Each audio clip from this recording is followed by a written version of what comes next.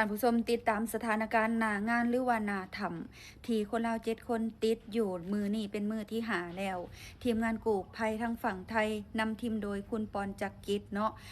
สมาคมสายทานประเทศไทยนั่นเอง ตอนนี้ฮอดหน้างานแล้วทุกคนก็ได้ใส่อุปกรณ์เตรียมจะมุดลงไปในอุโมงค์เนาะตามการประเมินเบื้องต้นของทีมงานทางฝั่งไทยบอกว่าบ่น่าจะได้ใส่เนาะ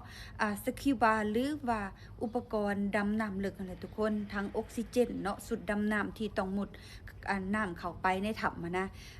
แต่ว่าสิ่งที่ต้องใส่ในคอนไฟสเปซก็คือ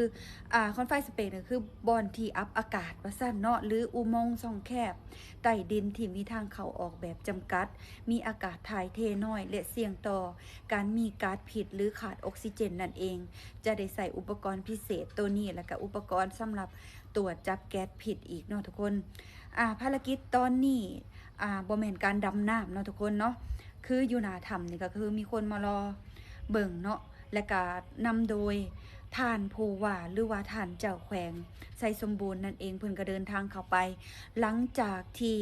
ทีมงานกู้ภัยทั้งฝั่งไทยเดินทางมาฮอดฝั่งลาวแล้วเพิ่นก็ได้ใส่เฮลิคอปเตอร์เนาะทุกคนไปหับมาและก็ลงจากเฮลิคอปเตอร์ย่างเข้าไปอีก 3-4 กิโลปีนเขาเข้าไปทุกคนมีโคนมีขี่ตมผาสวนกล้วยอูวีทุกคนเส้นทางแบบลันทดภารกิจในตอนนี้ก็น่าจะแม่นการหมุดถ้ำเนาะทุกคนเนาะเพราะว่ามันเป็นทางในน่ะมันมีหลายอุโมงค์หลายโถงเพราะว่าเป็นหูเลิกๆลงไปแล้วก็เป็นอุโมงค์ที่ว่าเขาจะขุดแห่ถะนะขุดไปแล้วก็มีอุโมงค์2อุโมงค์3ไปเรื่อยๆอันนี้แม่นภาพจำลองเนาะหรือว่าแผนพังที่ทางทีมกู้ภัยได้วางแผนร่วมกับทีมกู้ภัยทั้งฝั่งลาวแล้วก็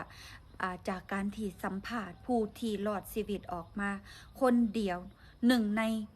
น 8 คนเนาะรอดมาได้1 คนที่เหลือ7 คนยังติดอยู่ในถ้ำเฮาถ้าติดตามสถานการณ์กันต่อไปหวังว่าทางทีมงานกู้ภัยจะปลอดภัยเบิดสุขสุคนเนาะทุกคนรอฟังข่าวดีอยู่เด้อทุกคน